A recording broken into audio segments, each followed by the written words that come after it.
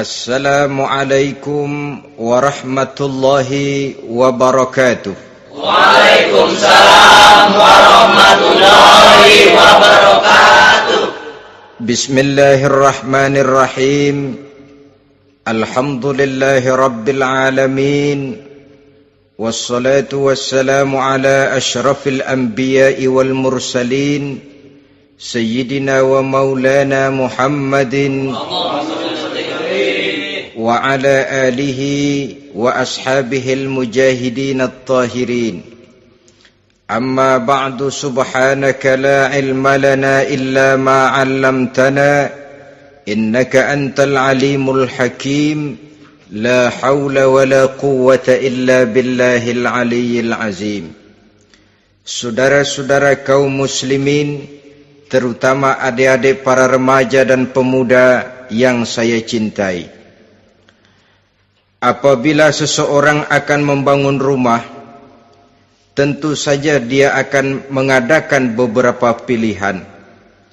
Sejak dari memilih lokasi di mana rumah itu akan didirikan, sampai kepada menentukan bahan-bahan kualitas yang akan dipakainya, sampai kemudian kepada wujud dan bentuk rumah yang akan ditinggalinya. Demikianlah bahwa untuk membangun sebuah rumah yang hanya untuk menaungi kehidupan di dunia ini, kita mengadakan berbagai macam pilihan. Apalagi kalau kita akan membangun sebuah rumah tangga yang kita harapkan tidak hanya akan menaungi kehidupan di dunia ini, tidak hanya untuk kepentingan kita saja, tetapi juga untuk kepentingan anak cucu kita di belakang hari, termasuk sampai kepada hari akhirat nanti. Oleh karena itu, pada pertemuan kali ini, saya hanya ingin khusus berbicara kepada adik-adik remaja dan para pemuda, bagaimana sebaiknya memilih jodoh menurut ajaran agama Islam. Dalam Al-Quran, Allah subhanahu wa ta'ala menjelaskan, Zuyyina linnasi hubbus syahawati minan nisa, bahwa manusia apapun jenisnya, asal dia bernama manusia, dihiasi dengan perasaan cinta kepada perempuan. Jadi sejak dahulunya secara fitrah, laki-laki senang kepada perempuan, sebagaimana perempuan pun senang kepada laki-laki.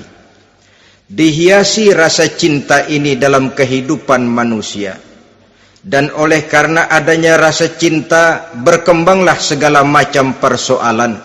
Sehingga seorang ahli cinta pernah berkata, cinta adalah 5 huruf yang membuat persoalan tidak akan pernah selesai. 5 huruf yang membuat persoalan tidak akan pernah selesai-selesai. Tetapi dalam kehidupan sehari-hari sering kita saksikan bahwa cinta ini bisa mendorong, memberikan motivasi yang baik, dan cinta ini pun bisa juga memberikan dorongan yang tidak baik. Oleh karenanya, apabila cinta itu ibarat setetes embun yang jatuh di bumi yang subur, akan tumbuhlah di atasnya aneka ragam bunga-bungaan yang harum semerbak, indah, mewangi, sedap dipandang orang, menebarkan rasa aman, damai, sentosa, dan begitu selanjutnya. Tapi jika cinta itu jatuh di hati yang gersang dan tandus, tidak ada yang akan dapat tumbuh di sana selain sirih memanjat batu, kuning daunnya, lemah gagangnya, maka cinta yang semacam itu tidak akan memberikan dorongan positif kepada seseorang di dalam kehidupannya. Maka lebih dahulu kita akan membicarakan cinta dalam artian yang positif ini, untuk nanti sampai kepada perempuan yang bagaimana yang harus kita cintai, atau laki-laki yang bagaimana yang harus dicintai oleh seorang perempuan. Saudara hadirin yang saya hormati, cinta dalam artian yang positif, pertama, dia selalu mendatangkan keindahan. Yang kedua, cinta itu memberikan energi atau semangat untuk berjuang. Dan yang ketiga, cinta itu selalu membawa resiko dalam bentuk pengorbanan. Maka cinta yang positif pertama melahirkan keindahan. Disinilah orang memerlukan filter atau saringan. Sebab keindahan yang didasarkan karena cinta itu merupakan satu keindahan yang relatif saja. Boleh jadi karena indah orang jadi cinta, boleh juga jadi karena cinta segala sesuatu terasa jadi indah. Namun bagaimanapun juga, kalau hati sudah diliputi oleh rasa cinta, segalanya akan terasa menjadi indah. Cinta itu adalah keindahan. Yang kedua, cinta itu energi, melahirkan dorongan dan semangat. Yang lemah bisa menjadi kuat, yang takut bisa menjadi berani, yang jauh jadi terasa dekat. Itu semua karena dorongan cinta. Dan dari energi ini lahirlah yang ketiga, bahwa cinta adalah pengorbanan. Sehingga orang berkata, berani bercinta artinya harus berani berkorban. Takut berkorban, jangan bercinta. Kalau cinta ini kita salurkan kepada nilai-nilai agama umpamanya, yang pertama, cinta mendatangkan keindahan. Kita cinta kepada agama, maka apapun yang diperintahkan oleh agama akan terasa menjadi indah. Solat akan terasa menjadi indah, puasa terasa menjadi indah, zakat terasa menjadi indah, jihad pun akan terasa menjadi indah. Persis kalau kita cinta kepada seorang gadis. Jika kita cinta kepada seorang gadis, apanya saja akan kelihatan menjadi indah. Jalannya terasa indah, lenggang-lenggoknya terasa indah, suaranya merdu padahal cemprengnya bukan main. Seluruhnya akan mendatangkan keindahan karena dasarnya sudah cinta. Cinta membawa kepada keindahan. Yang kedua, cinta itu melahirkan energi. Orang yang cinta kepada agama akan lahir tenaga dan semangatnya melaksanakan ibadah, melaksanakan puasa, melaksanakan zakat, melaksanakan solat, melaksanakan haji, bahkan melaksanakan jihad sekalipun. Cinta selamanya menimbulkan energi dan semangat. Sama saja dengan kita apabila jatuh cinta kepada seorang gadis, walaupun rumahnya jauh, katanya, gunung pun akan kudaki, lautan pun kuseberangi. Untuk apa itu? Untuk menemui apa yang kita cintai. Cinta selamanya melahirkan energi. Capek tidak terasa, lelah tidak terasa, semuanya tertutup oleh keindahan yang bernama cinta. Lalu yang ketiga, cinta membawa pengorbanan. Apabila kita cinta kepada agama, maka pengorbanan terhadap apapun yang diminta oleh agama, baik itu pengorbanan waktu, tenaga, pikiran, harta, bahkan pengorbanan nyawa sekalipun, kita tidak akan berat melaksanakannya karena cinta kita kepada agama yang kita anut ini. Demikian juga cinta kita kepada seorang perempuan akan membuat kita rela berkorban. Apapun yang dia minta, jangankan kita tidak mampu, jangankan kita mampu, kita tidak mampu sekalipun, kita masih berusaha untuk mampu guna memenuhi tuntutan si buah hati belahan jantung. Kadang-kadang malam minggu si doi ngajak nonton, umpamanya duit tidak ada, gajian belum, kerja enggak, timbullah inisiatif, entah sepatu kita jual ke tukang loa,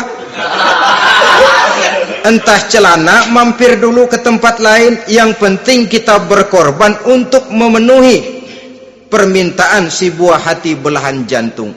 Ketika itu pengorbanan sudah tidak kita rasakan lagi.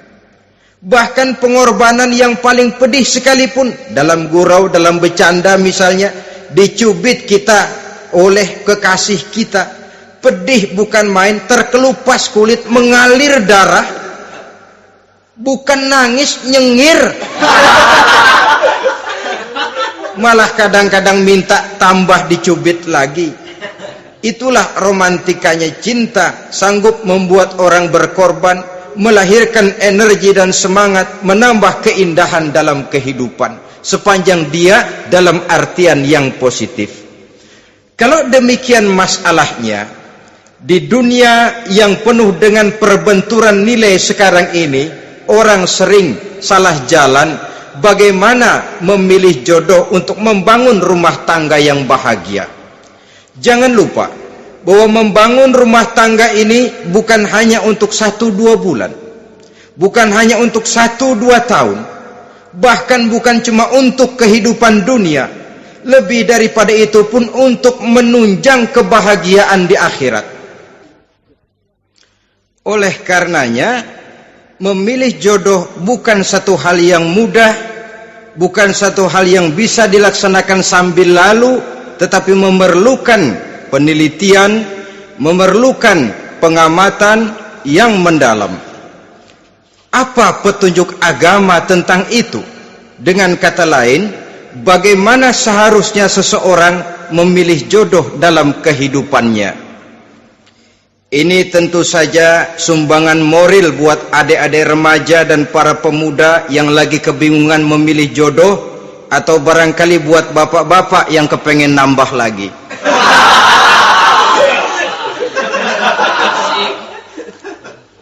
Mohon maaf kepada ibu-ibu, saya tidak menganjurkan, cuma ngajarin.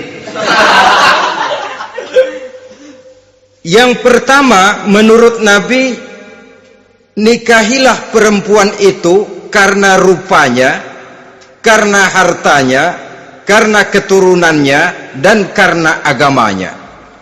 Ada 4 motif utama di sini. Pertama, memilih jodoh, lihatlah rupanya. Lagian siapa yang kepengen dapat jodoh rupanya nggak karu-karuan? Cari rupa yang cantik, indah, dan menawan.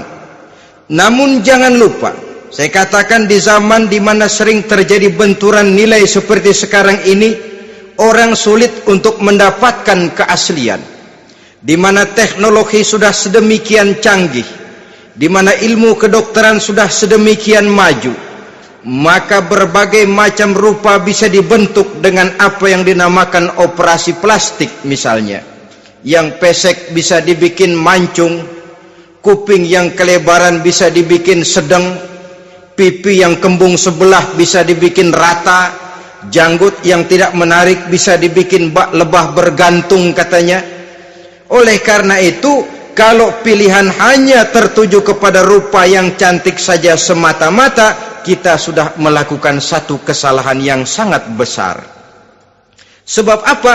Diperingatkan oleh Nabi melalui hadis Ibnu Majah, Bazar dan Baihaqi dari Ibnu Umar.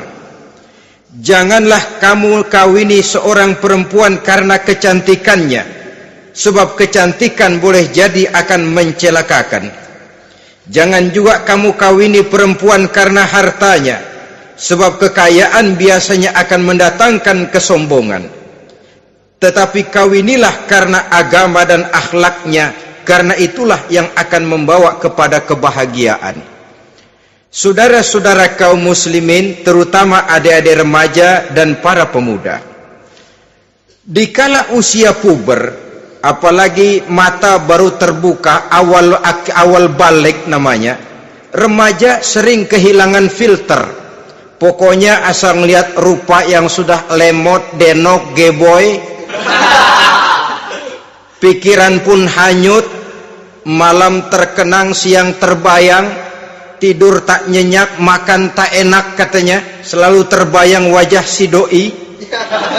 Dikala itu orang kehilangan pertimbangan bahwa rupa yang cantik kadang-kadang sering menipu. Diriwayatkan oleh Imam Ibnu Abbas, satu hari ketika sedang kumpul dengan para sahabat, lewatlah orang dengan potongan potongan orang kaya. Kelihatan kan, orang kaya sama orang miskin jalannya aja lain kan? Jalannya saja, jangan gaya hidupnya, jalannya saja lain. Liwat dia. Rasul bertanya kepada seorang sahabat, menurut pendapatmu bagaimana orang yang lewat itu? Kata sahabat, oh, yang lewat ini ya Rasul, kalau dia meminang perempuan pasti diterima. Kalau dia menolong orang pasti berhasil. Kalau dia ngomong pasti didengerin. Kenapa? Orang kaya. Orang kaya ya Rasul. Kalau dia minang, perempuan mana yang kagak bisa menerima kalau dipinang oleh orang kaya? Biar mukanya udah belipet kayak dompet tanggung bulan. Kalau memang duitnya banyak, nggak kelihatan tuh muka yang belipet, yang kelihatan duit. Kalau dia nolong orang, pasti berhasil apa yang dia tolong itu. Kalau dia ngomong, pasti didengerin orang, walaupun omongannya biasa-biasa saja. Kenapa? Orang lihat penampilannya. Sudah, ketika orang itu lewat, beberapa lama kemudian lewat lagi seseorang yang kelihatannya miskin. Rasul tanya lagi, kalau orang ini, bagaimana pendapat kamu? Wah, potongan begini sih Rasul. Kalau dia minang, orang tolak. Siapa yang mau kawin sama kere begini? Kalau dia nolong orang, pasti nggak berhasil. Kalau dia ngomong, kagak bakalan ada yang mau dengerin. Siapa yang mau dengerin orang susah ngomong? Setelah orang itu lewat, apa kata Rasul? Orang yang terakhir, yang lewat ini, yang barusan lewat, jauh lebih baik dari yang pertama yang lewat tadi. Jauh lebih baik. Maksud dari ucapan ini, Rasul sebenarnya mendidik para sahabat jangan tertipu oleh penampilan. Sebab penampilan tidak selamanya mencerminkan keaslian. Apalagi di zaman sekarang, salon di mana-mana bejibun. Alis mata bisa dibikin, pipi bisa dicat. Yang pinggir kuning, yang tengah merah, di sebelah merah ada yang kehitam-hitaman, persis orang kepentok tiang listrik.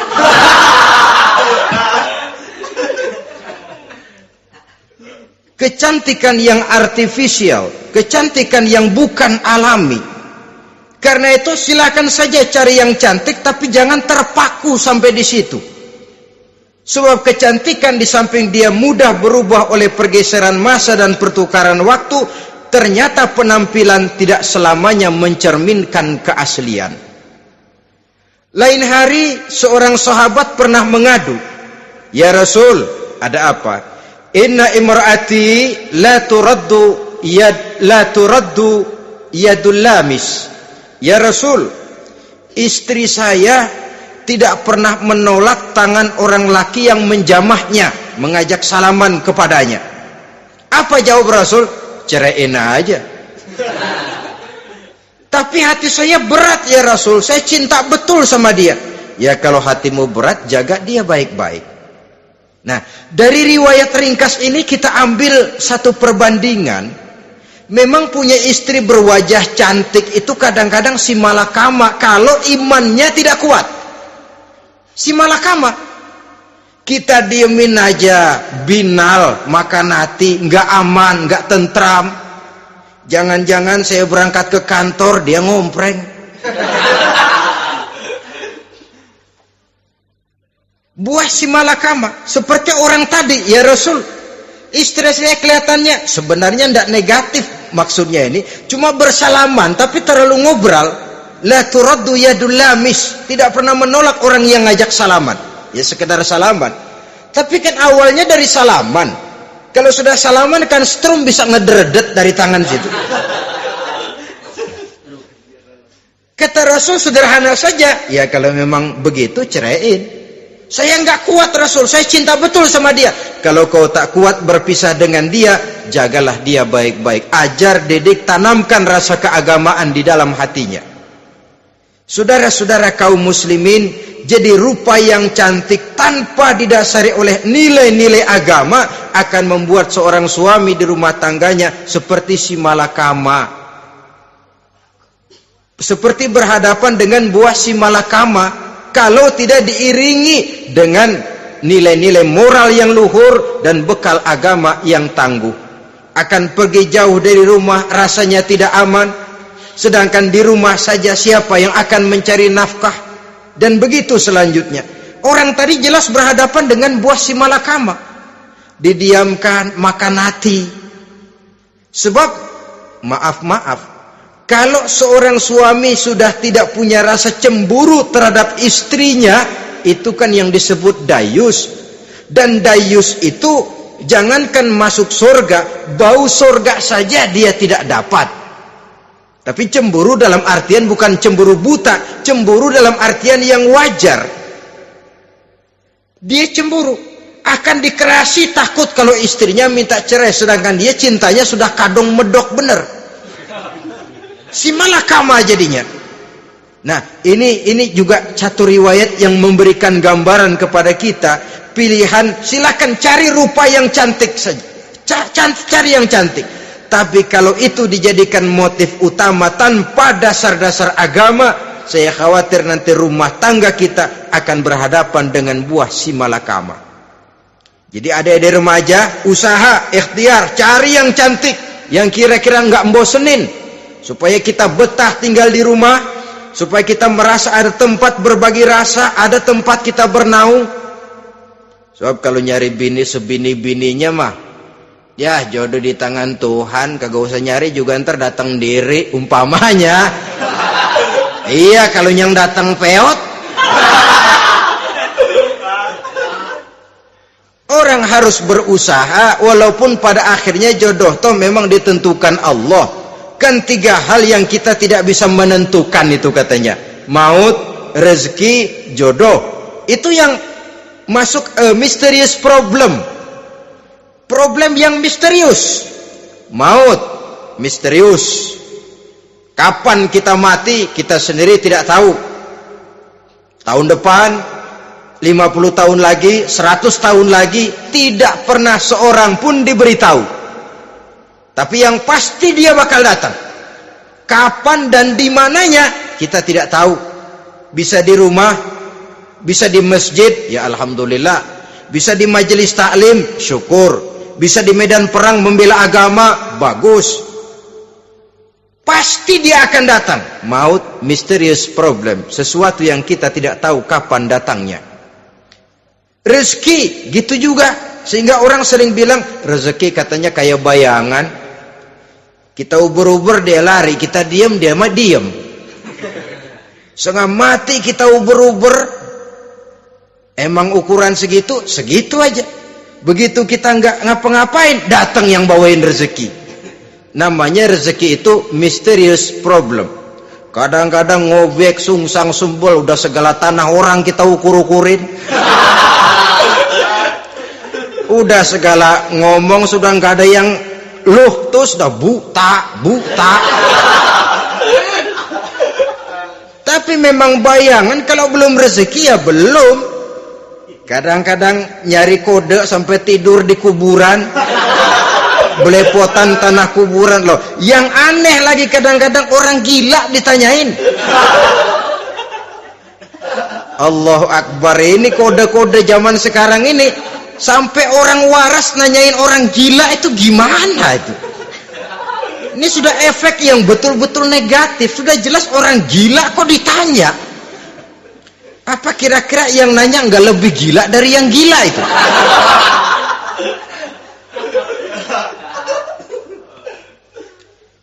Saudara-saudara kaum muslimin, terutama adik-adik remaja dan para pemuda, jadi silakan saja cari rupa yang cantik, karena dia akan jadi tautan hati, buah hati belahan jantung, tempat kita berbagi rasa, tempat kita pulang dan tinggal di rumah tangga kita. Tapi hendaknya kecantikan rupa itu diiringi juga dengan kecantikan budi. Karena itu cari rupa yang cantik. Ini pilihan utama. Yang kedua, kata Nabi, harta, cari yang kaya. Tetapi jangan lupa, jangan dijadikan pilihan utama, karena kekayaan sering mendatangkan kesombongan. Apalagi kalau seorang pemuda mendapat istri orang kaya, hidupnya dimodali oleh istrinya, maka biasanya wibawanya sebagai seorang suami akan hilang. Akhirnya komando di tangan istri. Dikala itulah suami tidak lebih daripada prajurit yang taat kepada komando istrinya.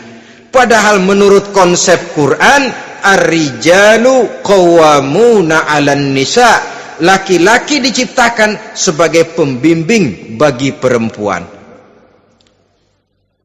Kalau nanti suatu saat terjadi benturan, sedangkan modal diberikan oleh istri, terjadilah pengungkitan.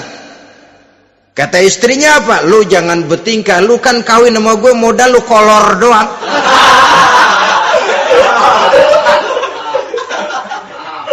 Kalau sekarang bertingkah, silakan keluar rumah. Bawa seperti engkau datang dulu, jangan bawa apa-apa. Pergilah seperti engkau datang dulu kemari. Hilanglah wibawa seorang suami. Suami kalau udah digentak sama istri begitu, ngelempuruk kayak ayam sampar. Di mana lagi letak wibawanya? Harta sering mendatangkan kesombongan. Oleh karena itu, walaupun diperintahkan cari yang keturunan orang kaya, tapi maksudnya jangan dompleng. Sebab kepribadian seorang suami akan ditentukan oleh sifatnya sendiri. Keberadaannya ditentukan oleh karya dan perbuatannya sendiri. Itulah yang akan menampilkan kepribadian dia dalam kehidupan di masyarakat ini. Saudara-saudara kaum muslimin, terutama adik-adik remaja dan para pemuda, kan kadang-kadang di zaman sekarang kan kelas-kelas gigolo, playboy ya, nyari tante-tante kesepian, mejeng-mejeng di pinggir-pinggir jalan dengan harapan apa? Ya barter lah, tukar tambah. Nah, supaya dapat rokok, dibelikan pakaian, motor dan sebagainya. Tapi yang jelas hilang harga diri sebagai laki-laki, dan itu yang paling mahal. Kalau seorang laki-laki sudah kehilangan harga diri, apalagi yang bisa dibanggakan dalam kehidupan ini? Apa artinya naik mobil kalau kepala tertunduk ke bawah? Apa artinya jalan di tengah masyarakat kalau kita tidak bisa menengadah dengan satu kebanggaan? Hilangnya harga diri merupakan kehancuran awal dari sebuah pribadi yang untuk jangka panjang kita tidak akan bisa lagi berbuat banyak. Tanpa harta orang memang sulit untuk bahagia, tapi harta semata-mata bukan merupakan jaminan bahwa orang lantas akan bahagia. Saya barangkali harus berkata, banyak orang miskin yang kaya, tapi tidak sedikit orang kaya yang miskin. Saya ulangi ini, banyak orang miskin yang kaya, tetapi tidak sedikit orang kaya yang miskin. Nah, bagaimana pengertiannya? Orang miskin yang kaya, materinya sederhana, peralatan rumah tangganya sederhana, tapi hatinya kaya. Oleh karena hatinya kaya, jiwanya lapang. Sebaliknya, orang kaya yang miskin, di tengah kelimpahan materi yang berlimpah, segalanya serba ada, hatinya yang miskin. Kelimpahan materi tidak akan sanggup mengobati kemiskinan hatinya. Sehingga di tengah kehidupan yang serba ada, dia masih merasa kurang, maka dia tidak pernah cukup. Di tengah kemilauan dan gemerlapan serta glamornya rumah mewah, dia merasa hidup di tengah gurun pasir yang gersang dan tandus. Karena itu, biarlah miskin harta tapi kaya budi, daripada kaya harta tapi miskin budi. Lebih utama lagi kaya harta, kaya budi. Itu idealnya. Dasar pilihan ketiga sesudah rupa dan harta menurut Nabi, keluarga. Faktor keturunan sangat menentukan. Pepatah mengatakan, buah apel akan jatuh tidak terlalu jauh dari pohonnya. Biasanya kalau bapak kalong, anak kampret. Bapak nyolong, anak nyopet. Itu fotokopi. Saudara-saudara, sungguh pun demikian, faktor keluarga bukan merupakan yang paling dominan, karena segalanya memang bergantung kepada hidayah dari Allah Subhanahu wa ta'ala. Kalau hidayah datang, bisa saja anak maling bisa jadi kiai. Kalau hidayah datang, bisa saja anak nabi malah ikut bersama orang-orang kafir. Pada akhirnya orang mau besar atau tidak bukan dengan jalan menyempeng kepada keturunan ke orang lain, tapi ditentukan oleh kepribadian dirinya sendiri. Tidak bisa kita menjadi besar dengan menyebut kebesaran orang lain. Itu sebabnya dicontohkan oleh Imam Ali pada saat beliau berkata, laisal fata may yaqulu kana abi walakinnal fata may yaquluha anadha. Anak muda yang gentleman adalah anak muda yang berani berkata, inilah saya. Bukan anak muda yang membanggakan leluhurnya. Ini kan zaman sekarang ini lagi ngetop-ngetopnya lagu-lagu cengeng katanya dah. Sebenarnya menurut saya bukan cuma lagu cengeng yang jadi masalah. Lagu cengeng cuma satu efek dari sikap yang lebih utama dari itu, yaitu mental cengeng. Kalau mental sudah cengeng, apapun yang kita lakukan akan jadi cengeng. Tidak cuma lagu, kebudayaan yang lahir akan kebudayaan cengeng. Jadi pengusaha cengeng, jadi pejabat cengeng, jadi kiai cengeng. Kenapa? Mental cengeng. Di antara mental cengeng itu apa? Mengandalkan fasilitas atasan. Kalau tidak ada fasilitas dari atas, lantas tidak bisa berbuat apa-apa, cengeng. Menjadi besar bukan karena karier pribadi, tapi karena nasib katrolan.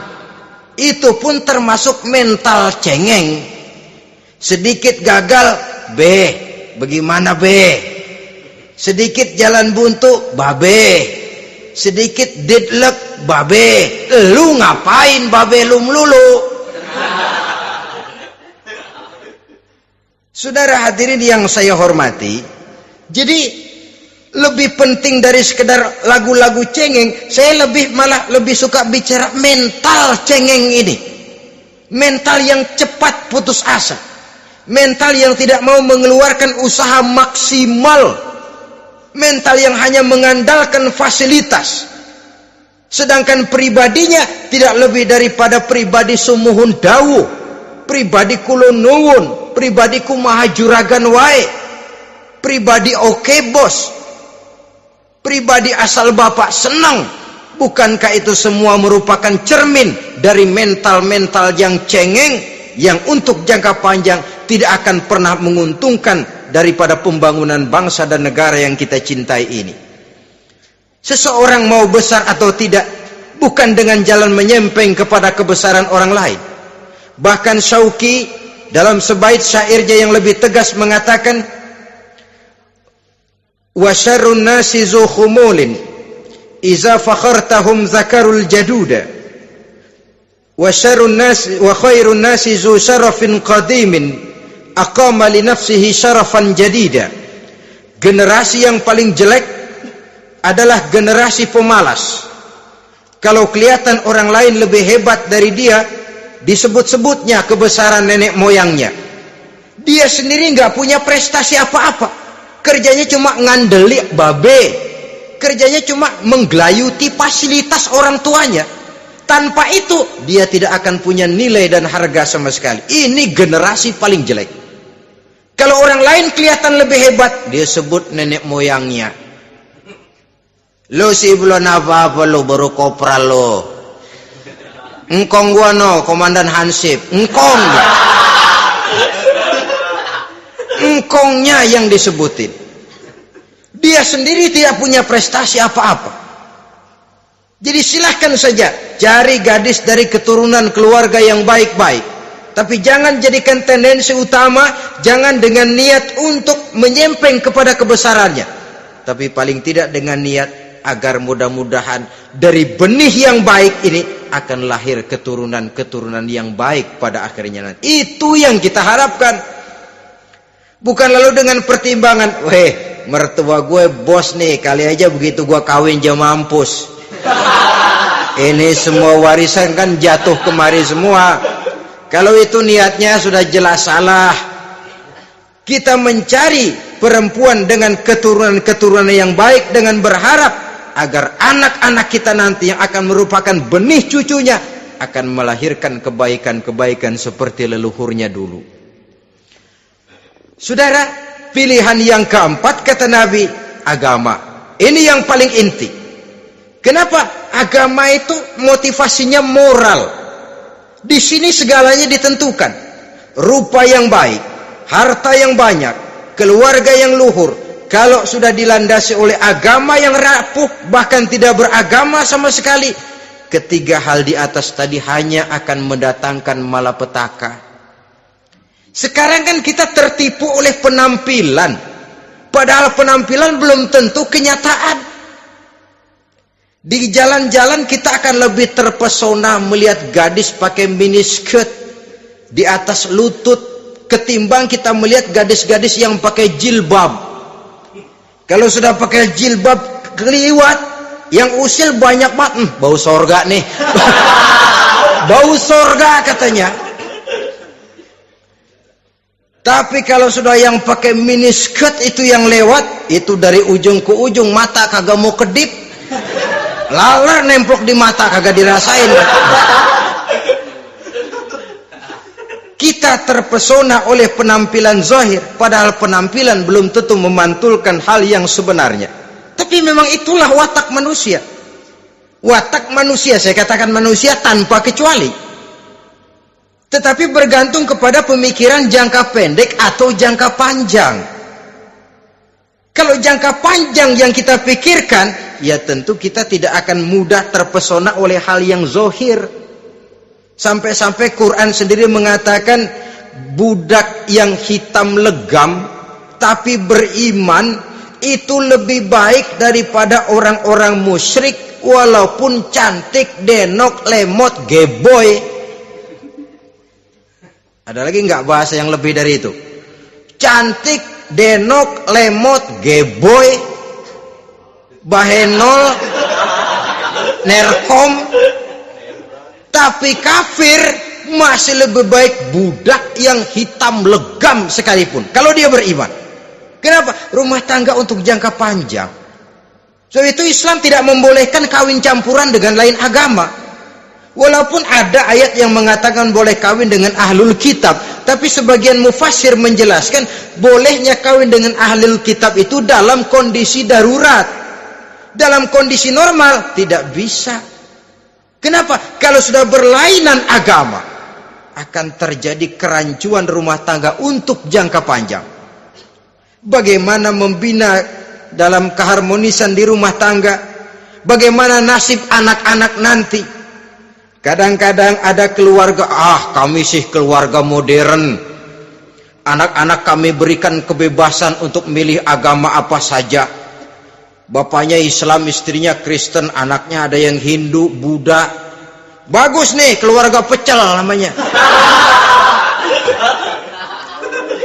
Bagaimana keluarga modern bisa seperti itu? Padahal seorang suami bertanggung jawab di hadapan Allah.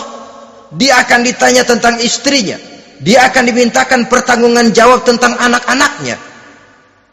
Kalau istri kita berlainan agama, mungkin terjadi pengkaplingan. Pokoknya kalau anak perempuan ikut ibu, anak laki ikut bapak. Administrasi dunia bisa begitu, tapi akhirat, pertanggungan jawab di hadapan Allah. Bisakah kita? Sorry aja Tuhan emang janjinya begini. Saudara hadirin yang saya hormati, oleh karena itu budak legam hitam kalau beriman masih lebih baik daripada orang-orang yang tidak beriman walaupun cantik dan mempesona. Kenapa? Ini faktor agama. Ya buat 1-2 bulan bisa terwujud rumah tangga yang tentram. 2-3 tahun mungkin masih bisa bertahan, tapi sampai kapan? Sampai kapan itu akan terwujud? Pada akhirnya akan muncullah dilema yang akan sulit buat diatasi. Oleh karenanya motif agama dijadikan stres oleh Nabi. Fasfar bizatiddin taribat yadak. Pilih agama sebagai titik sentral, sebagai pilihan utama.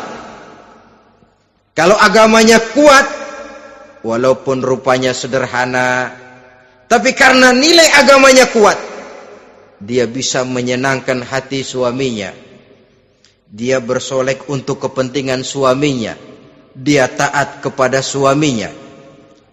Harta, dia anak orang kaya untuk membantu perjuangan suaminya. Tapi kalau tidak ada modal agama, rupa yang cantik bisa menyengsarakan suami.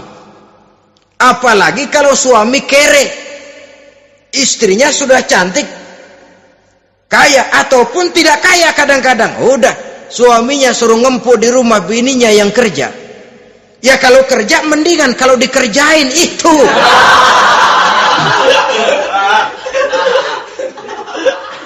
Itu yang repot. Saudara hadirin yang saya hormati, dan ini bukan satu dua kasus. Alangkah malangnya kalau sudah terkena hal seperti itu. Akhirnya seperti pengaduan sahabat kepada Rasul tadi. Mau diceraiin, cinta saya udah medok bener Rasul. Enggak diceraiin, hati saya ngebet, pegel. Si malakama akhirnya. Jadi oleh karenanya agama. Kalau dia cantik, walaupun miskin, agamanya kuat, dia bisa memelihara kehormatan diri. Dia kaya, agamanya kuat, hartanya disalurkan di jalan Allah. Karena itu, agama jadikan pilihan utama. Dan ukuran agama itu bukan cuma jilbab loh. Ya kadang-kadang ada juga yang jilbabnya nggak pernah lepas, tapi kadang-kadang akhlaknya lebih binal dari yang kribo. Ada cuma sekedar kamuflase saja, itu pun penampilan, sekedar penampilan saja. Cuma dari segi aurat ya memang lebih baik dan lebih utama, dan saya kira lebih mengundang penasaran toh. Duren kalau udah dibuka kan kelihatan isinya, emang udah begitu, udah. Tapi kalau masih rapat, itu yang rasanya kita pengen buka. Timbul tantangan, gue pengen tahu isinya. Rasanya juga begitu. Sama saja dengan baju, kalau dibungkus rapat di plastik, ditaruh di etalase, adanya di toko serba ada, tahu kita barang mahal nih. Biar punya duit, kita mau nawar ragu-ragu, takut nggak cukup. Tapi kalau barang sudah dibuka di jalanan, diobral di pinggir jalan, murahan, 1.003 masih dicampur odol. Yang begitu sih biar nggak punya duit, kita berani banget tanya, nawar, megang lagi nyemek. Berat duit nih bang. Kenapa? Barang sudah terbuka. Jadi saudara-saudara, syukur kalau keempat-empatnya ini jodoh terkumpul dalam jodoh yang saudara cari. Sudah rupanya cantik, kaya, keturunan orang baik-baik, agamanya kuat. Nah, surga dunia tuh. Yang begitu cari. Kalau ada yang begitu, saya juga mau nambahin satu lagi.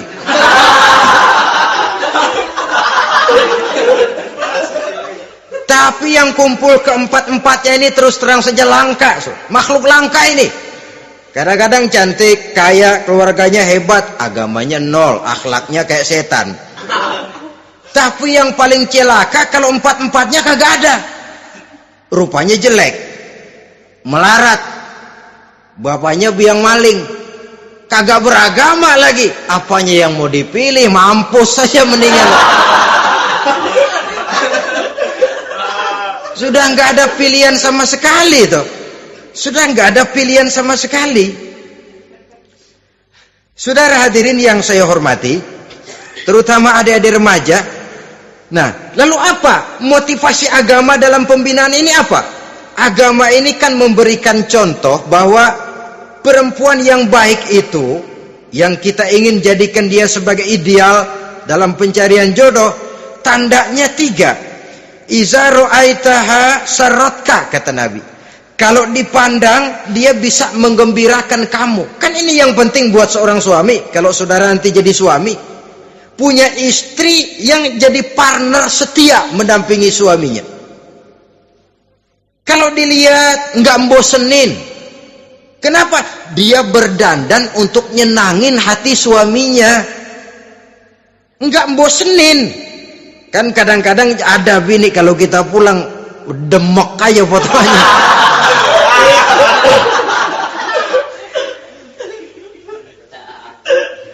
Ini yang bikin suami nggak betah di rumah ini kan yang begini.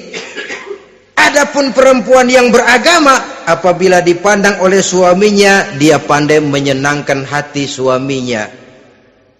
Andai kata suaminya dalam kesulitan, dia tidak menambah beban kesulitan. Paling tidak dia bisa memberikan satu bantuan moral. Bantuan moral untuk mengurangi beban kesulitan daripada suaminya.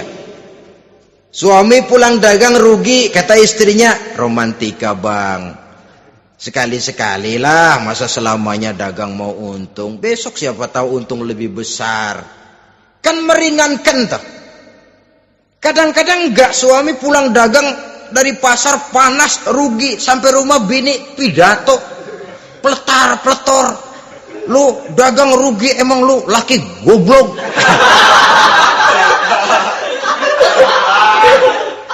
Sudahlah di pasar rugi, di rumah digoblok-goblokin. Ini nanti kena penyakit broken home yang begini ini. Padahal kesuksesan di kantor, kesuksesan di pasar, kesuksesan di medan tugas selalu dimulai dari kesuksesan dan ketenangan dari rumah tangga. Dia berhias untuk kepentingan suaminya, tidak terlalu berlebihan, dan suaminya pun pandai menghargai istrinya dengan kata-kata yang menimbulkan gairah dan semangat. Melihat istrinya bersorak, kamu makin cantik saja. Jangan juga kadang-kadang suami ketus, ngelihat daksu pulang kantor, lihat suaminya, istrinya dandan rapi, tumben lu mau bekasin apa? Mau bekasin katanya. Artinya apa ini? Pandai mengembirakan, bisa tenggang rasa, bisa berbagi rasa. Sehingga suami merasa ada tempat dia bertukar pikiran, ada tempat dia membicarakan persoalan. Dialog dalam kehidupan berumah tangga itu sangat diperlukan. Iza ra'aitaha sarratka, kalau dipandang dia sanggup mengembirakan kamu. Dikasih uang 500 senyum, 5.000 pun ketawa, menggembirakan. Dia bisa taruh kata hatinya kesel, tapi mulutnya senyum. Nah ini yang sulit ini. Senyum tapi kesel, kesel tapi senyum. Kadang-kadang istri itu kan kalau sudah kesel, suami pulang nggak bisa dia menyembunyikan kekesalannya. Dari jauh suami sudah lihat ini yang nyambut, ini bemo ini. Udah monyong serem. Saudara hadirin yang saya hormati, yang kedua, bila diperintah dia taat. Ini pengaruh agama. Sehingga Nabi mengatakan, "Lau amartu li ahadin ayyasjuda ila ghairiha, la amartul mas'ada la amartul mar'ata litasjuda ila zawjiha likibari haqqihi 'alaiha." Andai kata saja boleh aku memerintahkan manusia untuk sujud kepada sesama manusia, pastilah aku perintahkan perempuan untuk sujud kepada suaminya. Kenapa? Karena besar hak suaminya kepada dirinya. Untung sujud kepada manusia tidak boleh. Andai kata boleh, perempuan disuruh sujud sama suaminya. Ini tidak perlu sampai sujud, cium tangan saja minta ridho suami. Kadang-kadang perempuan sekarang berat. Paling banter setahun sekali lebaran doang. Laki pulang sembahyang tubruk, cium tangan, minta redo, nangis segala macam. 3 hari habis lebaran, beras habis, monyong aja lagi.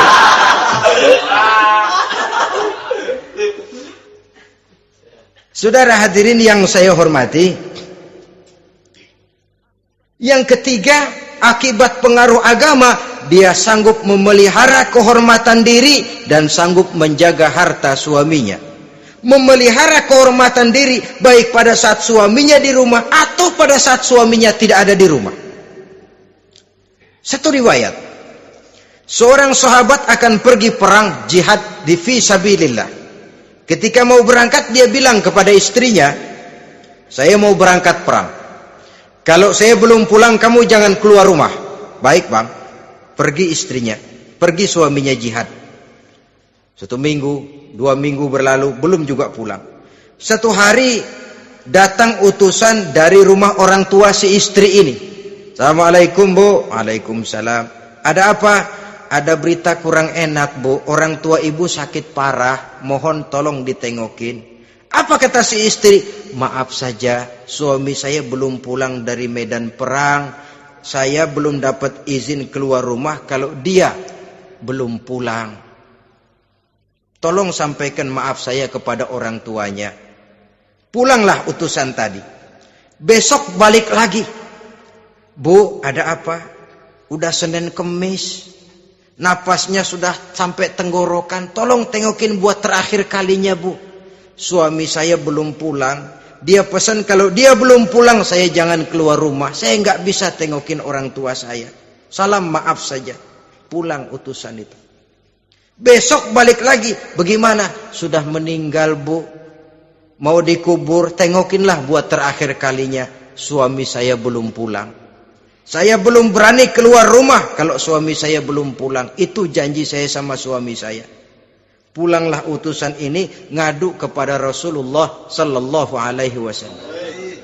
Ya Rasul, ini perempuan kelewatan benar. Dari orang tuanya sakit sampai sekarat, sampai mati, sampai dikuburin dia nggak nengokin. Memangnya kenapa? Suaminya katanya pergi jihad dan suaminya tidak mengizinkan dia keluar rumah kalau si suami belum pulang. Apa jawab Rasul? Marahkah beliau? Tidak, beliau senyum. Apa katanya? Dosa orang tua yang meninggal ini telah diampuni oleh Allah karena dia punya anak perempuan yang begitu taat kepada suaminya. Allahu Akbar. Dosa orang tua yang sudah meninggal itu diampuni oleh Allah karena dia punya anak perempuan yang begitu taat kepada suaminya. Ketaatannya kepada suaminya menyebabkan dosa orang tuanya diampuni oleh Allah Subhanahu wa taala. Suami pergi jihad, orang tua sakit keras, tidak berani dia keluar rumah. Itu tandanya bisa menjaga kehormatan diri. Kalaupun satu saat suaminya manggil, bu tolong ambilin uang di dompet, dompetnya dibawa, bang ambil saja sendirilah, nanti salah ambil lagi saya. Kadang-kadang enggak, suaminya pergi mandi, dompet berantakan. Saudara hadirin yang saya hormati, ini motivasi agama. Jadi kecantikan zahir yang diimbangi dengan kecantikan batin oleh karena pengaruh agama tadi. Kalau sudah kemari, orang tidak perlu mikir-mikir operasi plastik, bikin yang pesek jadi mancung supaya orang tertarik, bikin belakang yang kurus jadi menarik. Tidak. Orang tidak perlu lagi pakai susuk-susukan, dipasang di bibir supaya kalau senyum orang gempor, supaya kalau ngomong orang percaya, dipakai di kuping supaya macam-macam. Tidak perlu lagi pakai jompa-jampe, pelet-peletan supaya kalau diludahin orang ngikut. Nggak perlu lagi. Kenapa? Cinta itu nature, sesuatu yang alamiah, yang tidak bisa dipaksakan. Dia kudrati, karunia dari Allah. Tidak bisa cinta dipaksakan. Kalaupun bisa, dengan ilmu pelet, oh saudara bisa membuat orang jatuh cinta, ya 2-3 hari, 4-50 hari. Kesananya, apa yang akan terjadi? Kelanggengan tidak akan pernah terwujudkan. Kenapa? Keterpaksaan yang akan timbul.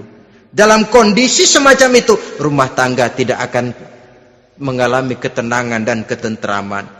Jadi biarkan cinta berjalan secara alamiah, karena dia memang alamiah. Saudara-saudara, nah sekarang kalau sudah ketemu nih, yang 4 tadi, rupa cantik, keturunan boleh, kaya lumayan, agama kuat. Apa yang harus kita cari? Apa yang harus kita lakukan? Apa pakai pepatah anak sekarang? Aku lihat, aku pikat, aku dapat, aku sikat, aku minggat. Bangsat.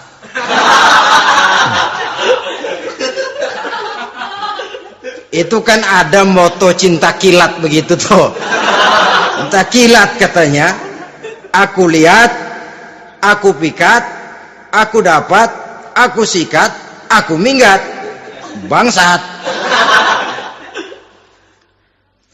Atau kita harus hanyut dalam arus free love, free sex, summon living, eksperimen dulu?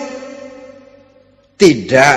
Islam mengajurkan kalau memang seret, ini rasanya ini nih, mantap gue nih. Apa yang diajarkan oleh Islam selanjutnya?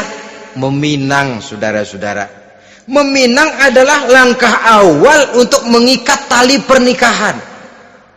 Diizinkan meminang, dan di dalam meminang pun diizinkan untuk melihat.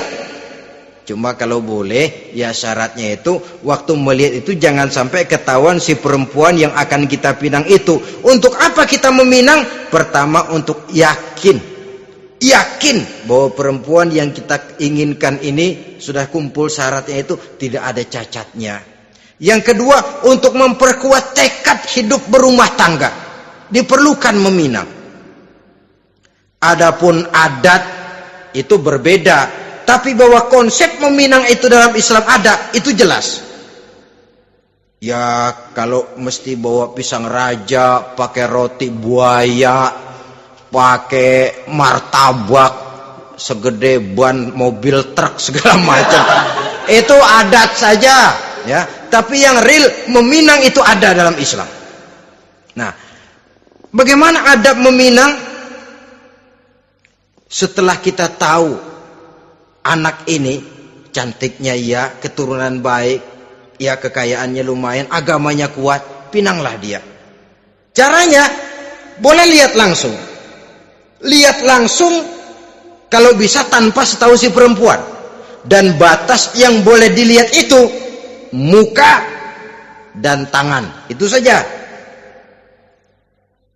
Jadi jangan gerusak. Minta permisi Pak, saya mau ngelihat anak bapak seutuhnya, soalnya buat saya ini nanti. Apanya aja dibedolin, jangan. Kira-kira yang boleh itu muka sama tangan. Andai kata kita risih, sebab nanti kalau nggak jadi akan jadi timbul rasa malu dan si perempuan juga kasihan. Boleh mengutus perempuan yang kita percaya. Coba kau ke sana, lihat kondisinya yang sebenarnya bagaimana. Kalau ngelihat dari jauh sih utuh, siapa tahu nanti tangannya kurang sebelah. Coba lihat sana. Saudara-saudara, kemudian boleh juga ditanyakan kepada orang tuanya. Dan dalam hal ini orang tua si gadis tidak boleh menyembunyikan aib atau cacat yang dimiliki oleh anaknya. Dia harus menceritakan apa adanya, sampai pun kekurangan anaknya yang paling kecil sekalipun. Sebab apa? Jangan sampai istilah pepatah beli kucing dalam karung. Kedengeran suaranya doang meong-meong, begitu dibuka tuh kucing gempor sebelah kakinya nggak ada. Kan tentu kita tidak kepengen kecewa di belakang hari. Itulah perlunya meminang sebagai jembatan untuk menuju kepada pernikahan. Nah, dengan demikian kalau sudah usaha meminang ini dilaksanakan, jangan merasa sudah setengah resmi. Ini yang kadang-kadang jadi penyakit. Malah sesudah meminang harus masing-masing lebih menjaga diri, menjaga kehormatan, menjaga pergaulan. Kenapa? Agar saat memasuki jenjang pernikahan nanti merupakan jenjang yang sangat ditunggu-tunggu. Ada rasa keinginan tahu. Kalau tidak, ya udah biasa, nggak giroh lagi ngadepin perkawinan. Kenapa? Kemarin-kemarin gue udah cobain. Hilang gairah lagi. Sebab itu kalau sudah meminang, jangan merasa sudah setengah halal. Udah minang ini Kadang-kadang orang tua juga konyol. Sudah dipinang, diumbar. Lu bawa kemana kayaknya lu udah pinang. Padahal meminang itu cuma langkah awal. Sedangkan selanjutnya harus lebih berusaha menjaga kehormatan diri sampai pada saat nanti pelaksanaan pernikahan. Nah, saudara-saudara, terutama adik-adik remaja dan para pemuda, walaupun agak sekilas memang karena terbatasnya waktu pada pertemuan ini, mudah-mudahan bisa memberikan gambaran yang sepintas tentang bagaimana sebaiknya kita memilih jodoh di dalam membina rumah tangga yang bahagia. Semoga ada manfaatnya.